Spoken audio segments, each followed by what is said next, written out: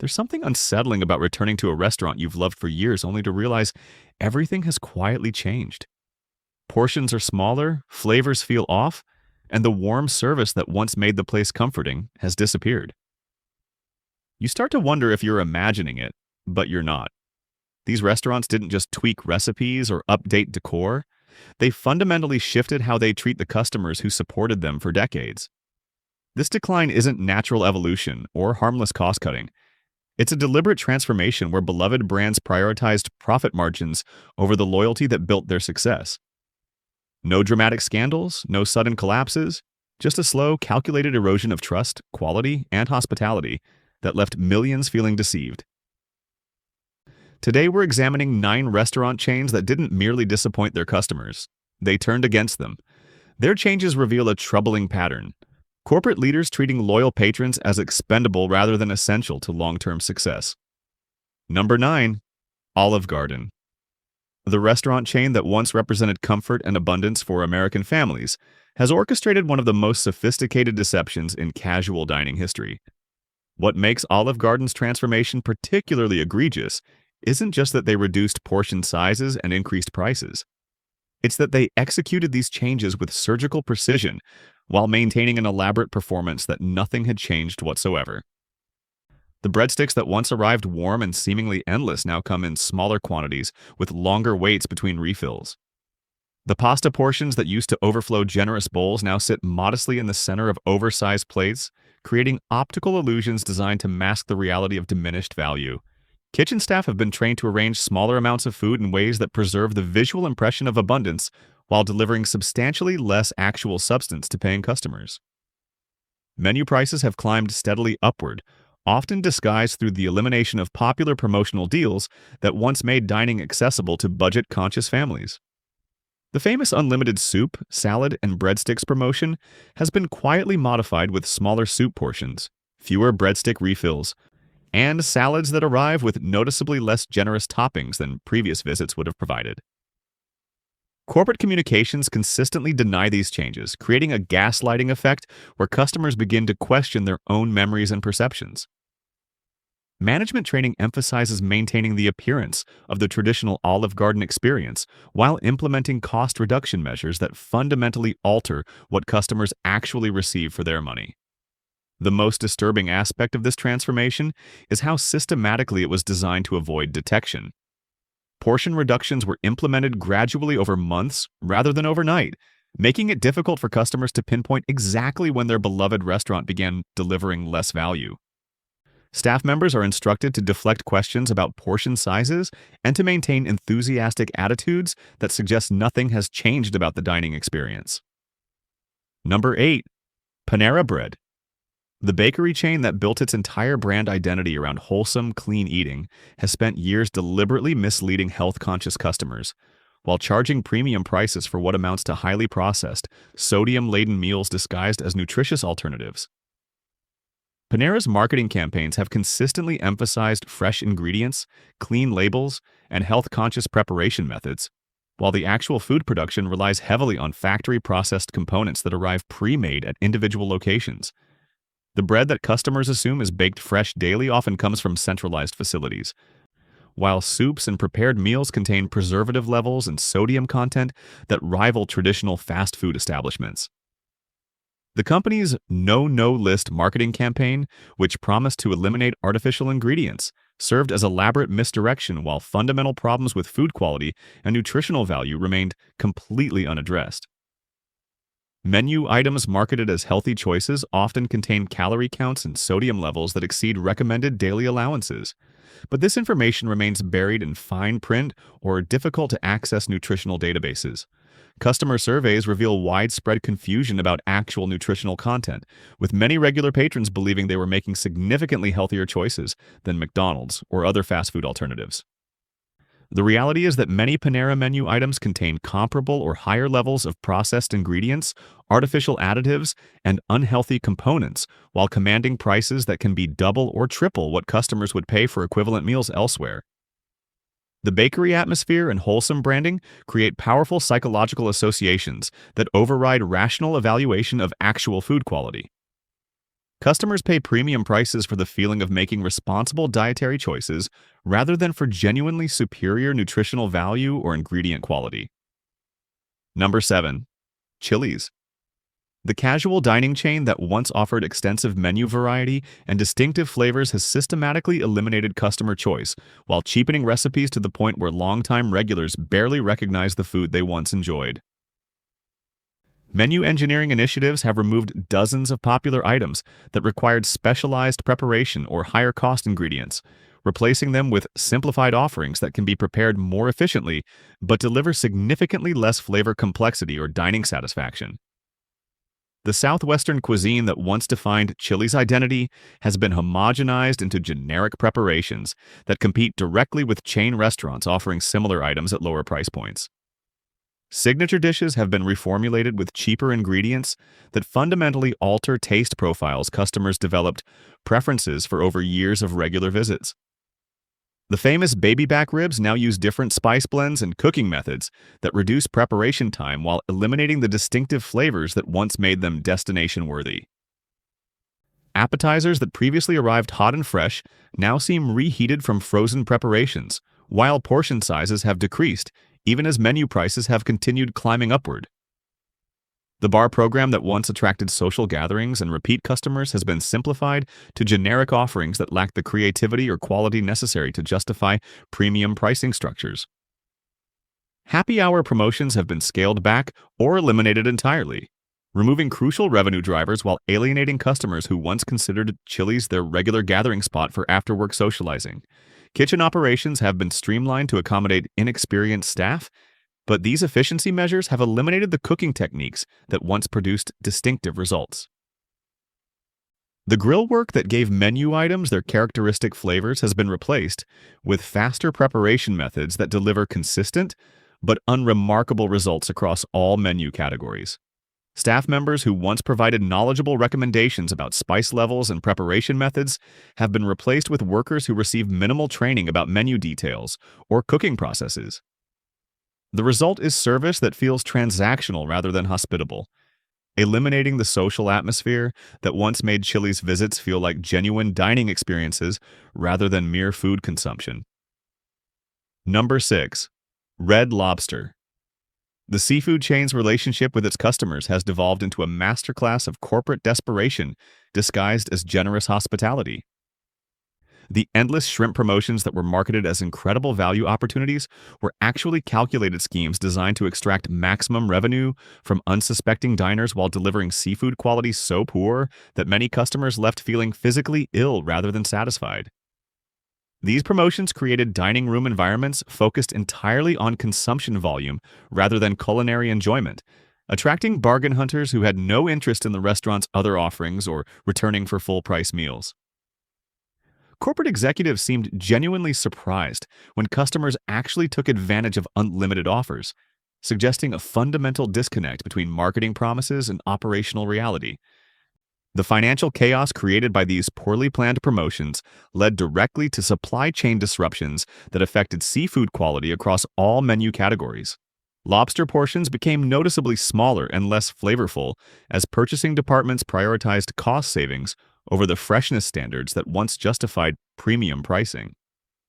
Crab legs arrived dry and lacking the sweet meat customers expected from seafood specialists, while fish preparations tasted increasingly frozen and generic. Kitchen operations were simplified to accommodate the high-volume demands created by promotional traffic, but these changes eliminated the specialized preparation techniques that once made Red Lobster offerings superior to generic seafood available at lower-cost establishments. The famous Cheddar Bay biscuits became inconsistent in quality, sometimes arriving cold and dense rather than warm and fluffy, while butter portions were reduced to tiny packets that barely provided adequate coverage. Service during promotional periods became chaotic as understaffed restaurants struggled to manage capacity levels that exceeded reasonable operational limits. Wait times stretched to hours during peak periods, while servers appeared overwhelmed by table assignments that made personal attention impossible. The upscale seafood experience that once made Red Lobster appropriate for special occasions was replaced by cafeteria-style efficiency that prioritized speed over satisfaction. Store closures began happening without advance notice to customers who arrived at familiar locations, only to find locked doors and removal notices. The abrupt nature of these closures created uncertainty among remaining customers, who could no longer trust that their preferred locations would remain operational from month to month. Number 5. Applebee's. The neighborhood grill that once prided itself on actual food preparation has implemented one of the most cynical cost-cutting measures in restaurant history. Kitchen operations now rely almost exclusively on microwave reheating and prepackaged components that arrive from corporate suppliers, while menu prices remain at levels that suggest fresh preparation and individual attention to each order. Customers who once watched flames dancing on actual grills now witness food emerging from microwave stations, operated by workers who have received minimal training in food preparation techniques. The transformation has been so complete that most menu items require no actual cooking skills whatsoever, just the ability to operate heating equipment and assemble pre-made components according to corporate specifications. Appetizers that once arrived sizzling from kitchen preparation now seem reheated from frozen states, while signature dishes lack the distinctive flavors that once made Applebee's a deliberate dining choice rather than a convenience option. The riblets have become smaller and less flavorful, tasting more like processed food products than actual barbecue preparations. Burgers arrive with the uniformity of mass production rather than individual attention, while salads seem assembled hours in advance rather than created fresh for each customer.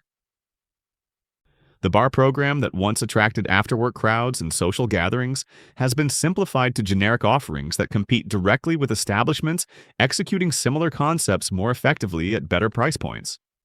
Bartenders no longer demonstrate the knowledge or creativity necessary to justify premium pricing, while drink quality has become unreliable due to inconsistent preparation methods and reduced training standards.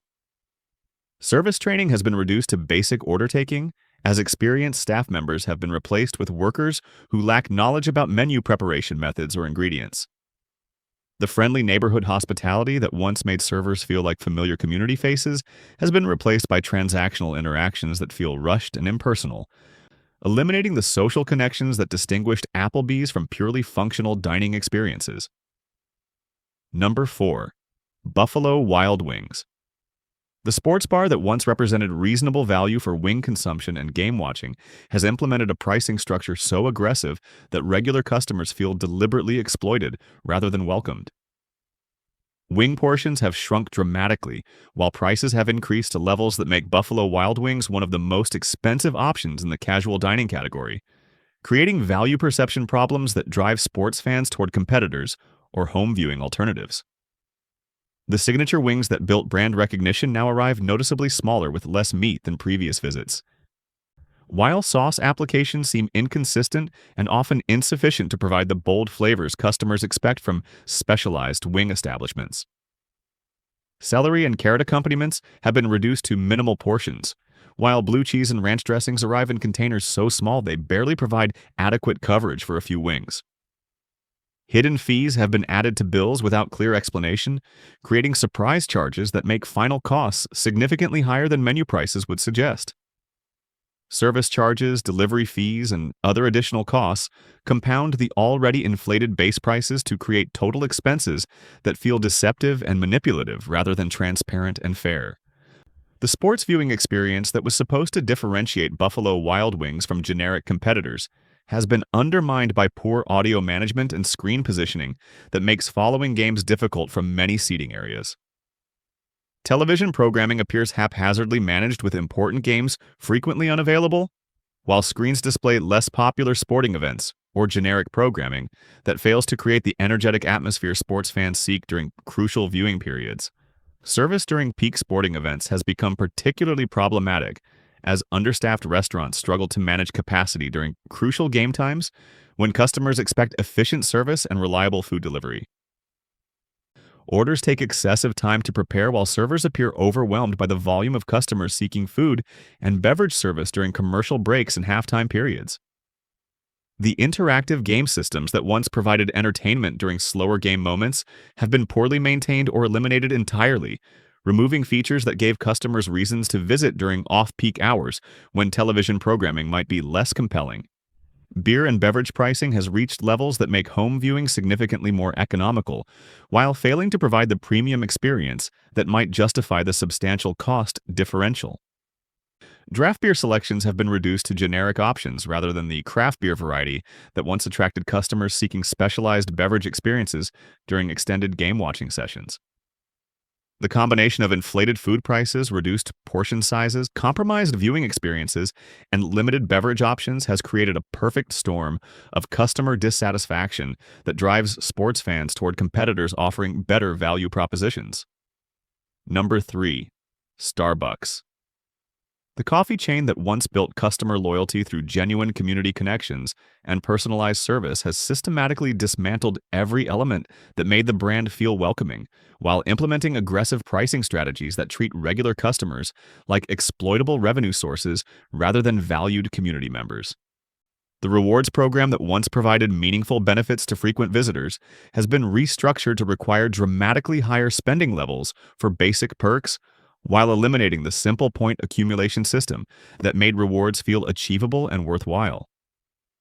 Customers who once earned free drinks through regular coffee purchases now find themselves spending significantly more money for reduced benefits that feel deliberately designed to extract maximum revenue rather than reward loyalty. Store automation has eliminated the personal interactions that once made baristas feel like familiar neighborhood faces who remembered customer preferences and provided genuine hospitality. Ordering kiosks and mobile applications have replaced human connections while creating efficiency bottlenecks during peak hours that make simple coffee purchases feel like complicated technological challenges rather than pleasant social interactions. Menu engineering has focused exclusively on promoting higher-margin specialty drinks, while making basic coffee orders seem inconvenient or outdated compared to elaborate preparations that require premium pricing. The simple coffee experience that once attracted customers seeking reliable caffeination has been overshadowed by marketing campaigns that pressure patrons toward expensive seasonal drinks and complicated customizations. Pricing increases have been implemented so aggressively that basic coffee purchases now cost more than premium alternatives available at local competitors who provide superior customer service and more welcoming environments. The value proposition that once made Starbucks visits feel worthwhile has been completely undermined by cost structures that seem designed to maximize short-term profits rather than maintain long-term customer relationships. Store environments have been redesigned to prioritize throughput over comfort, with seating arrangements that discourage extended visits, while acoustic environments make conversation difficult during busy periods. The community gathering spaces that once attracted customers seeking social interaction or quiet work environments have been transformed into sterile efficiency machines that feel more like fast food operations than neighborhood coffee shops. Training standards for baristas have been reduced to basic drink preparation rather than the customer service skills that once made store visits feel personalized and welcoming. Staff turnover has reached levels where most employees seem unfamiliar with regular customers or unable to provide the knowledgeable recommendations that once made Starbucks visits feel like consultations rather than mere transactions. Number 2. Subway. The sandwich chain that built its entire brand identity around freshness and healthy alternatives has spent decades systematically deceiving customers through misleading marketing campaigns while delivering food quality that often falls below gas station standards, creating one of the most comprehensive betrayals of consumer trust in restaurant history. Corporate scandals involving spokesperson endorsements and ingredient authenticity have revealed an organizational culture that prioritizes marketing deception over actual food quality or customer welfare. The Eat Fresh campaign continued for years while customers regularly encountered stale bread, wilted vegetables, and processed meats that bore little resemblance to the vibrant ingredients featured in advertising materials. Ingredient sourcing practices have consistently favored cost reduction over quality standards, resulting in sandwich components that taste artificial and heavily processed, despite marketing messages emphasizing natural preparation methods and wholesome nutrition. The bread that forms the foundation of every sandwich often arrives pre-made from industrial facilities, rather than being baked fresh in individual locations as advertising suggests. Vegetable quality has become so inconsistent that many customers report avoiding fresh toppings, entirely due to concerns about staleness and food safety, rather than risk consuming ingredients that appear questionable or past their optimal consumption periods. Meat portions have been reduced while prices have increased, creating value perception problems compounded by quality issues that make even basic sandwiches feel overpriced relative to the actual dining satisfaction they provide. Franchise operations have created wildly inconsistent experiences where sandwich preparation standards vary dramatically between locations and even between shifts at the same restaurant. Some locations maintain acceptable quality control, while others seem incapable of basic food safety protocols or ingredient freshness standards that customers expect from establishments claiming to prioritize health and nutrition. The $5 foot-long promotion that once provided genuine value has been eliminated while menu prices have climbed to levels that make Subway purchases comparable to sit-down restaurant meals that provide superior food quality and dining experiences.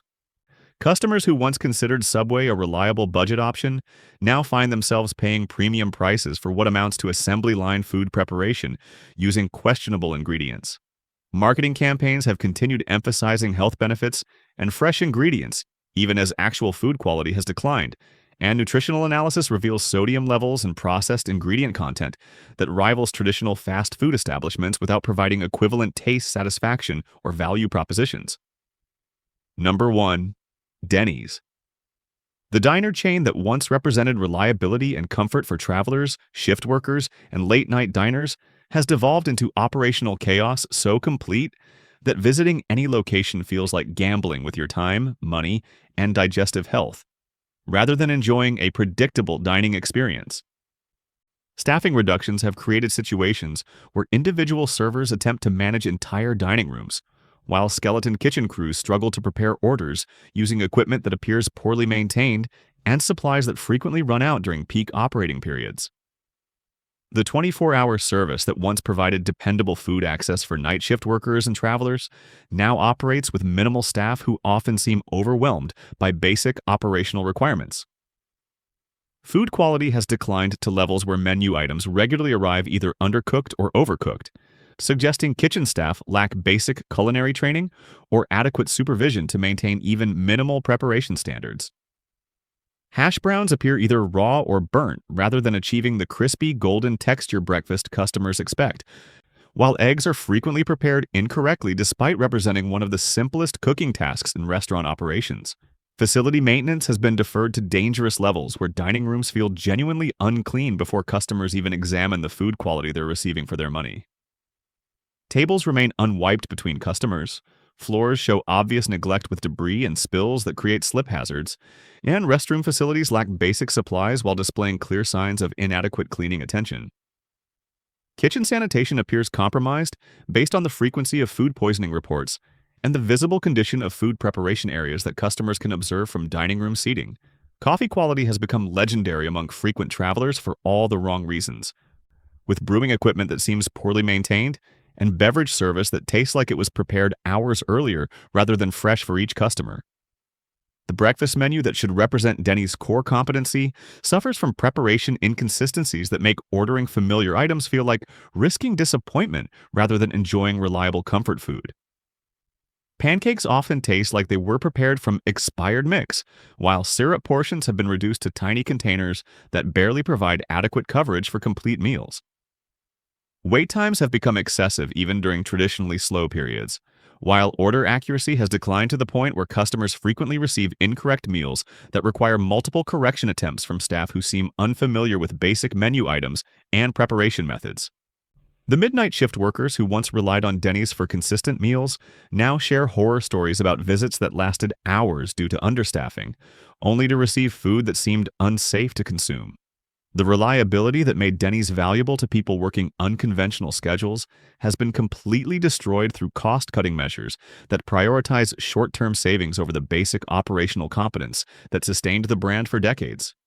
Location closures have begun happening without advance warning to customers or employees, creating situations where regular patrons arrive for familiar comfort only to discover locked doors and darkened windows. The abrupt nature of these closures suggests financial instability so severe that normal business courtesy has become impossible to maintain. Corporate management seems completely disconnected from the daily operational reality their policies have created, continuing to promote Denny's as America's diner while actual locations struggle to maintain even basic food service standards. The disconnect between corporate messaging and customer experience has become so extreme that marketing campaigns feel like elaborate jokes rather than genuine representations of what dining at Denny's actually entails. The downfall of these 9 restaurant chains represents far more than business failure. It exposes a deeper shift in how corporations treat the customers who built them. Each brand made a deliberate choice to chase short-term profit at the expense of long-term trust, slowly eroding quality, portions, and hospitality in ways designed to avoid notice until it was too late. The betrayal cuts deeper because these restaurants once held real emotional meaning. Families celebrated milestones in these dining rooms, built traditions around weekly visits, and found comfort in familiar meals. When these chains quietly cheapened those experiences while maintaining premium prices, they violated bonds formed over years, sometimes decades. The consequences are now visible in empty dining rooms and abandoned storefronts. These closures are more than economic casualties.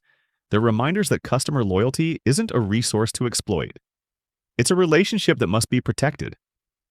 Once broken, no marketing campaign can bring it back.